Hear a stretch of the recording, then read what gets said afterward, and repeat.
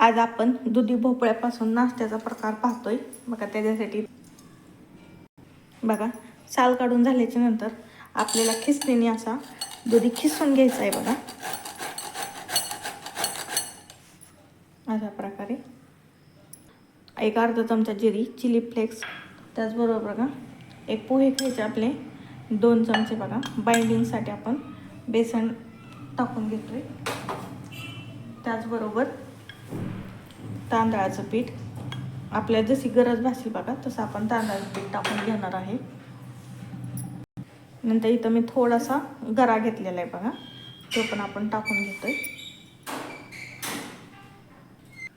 बघा इथं मी मिरची आणि एक 3 ते 4 मिरच्या आणि 5 ते 6 लसणाच्या पाकळ्या आणि थोडंसं अद्रक बघा ते घेतले, ते पण आपण टाकून घेऊयात याच्यात। बघा आता हे मिश्रण आपण व्यवस्थित अगोदर मिक्स करून घेऊयात। बघा इथं मी थोडंसं तिखट टाकून घेतलं आहे, थोडं तिखट जरा चटक भासते याच्यासाठी। आता याच्यात आपण आणखीन थोडंसं पाणी घालून व्यवस्थित कन्सिस्टन्सी येईपर्यंत बघा हे बॅटर तयार करून घेऊयात। अशा प्रकारे बघा आपलं हे बॅटर तयार आहे। आता आपण हे 5 मिनिटासाठी रेस्ट करण्यासाठी झाकून ठेवणार आहोत। बघा 5 मिनिटं झालेले आहेत, तर आपण पाहू शकतात आपला ह्याच्यातून गरा आपण व्यवस्थित बघा खुललेला आहे। बघा आपे पात्र आपण गरम करून ते आपे करून घ्यायचे। बघा आपले सर्व व्यवस्थित आपे तयार झालेले आहेत। बघा आपण आता याच्यामध्ये आपण ताट झाकून घेऊयात। बघा मीडियम गॅसवरती एक 3 ते 4 मिनिटं बघा आपण वाफवून घेणार आहोत।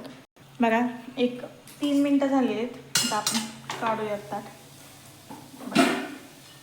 कसले छान आपले आपे एकदम छान असे बघा भाजलेले आहेत। आता आपण दुसऱ्या बाजूने पण बघा व्यवस्थित भाजून घेऊयात।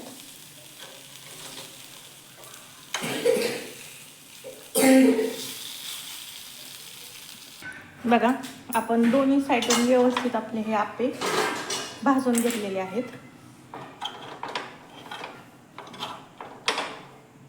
बघा आपले भोपळ्याचे मस्त असे हे आपे नाश्त्यासाठी तयार झालेले आहेत। चला तर मग रेसिपी आवडली असेल तर आपले चॅनल नक्कीच लाईक करा, शेअर करा आणि सबस्क्राईब करायला विसरू नका। चला तर मग धन्यवाद।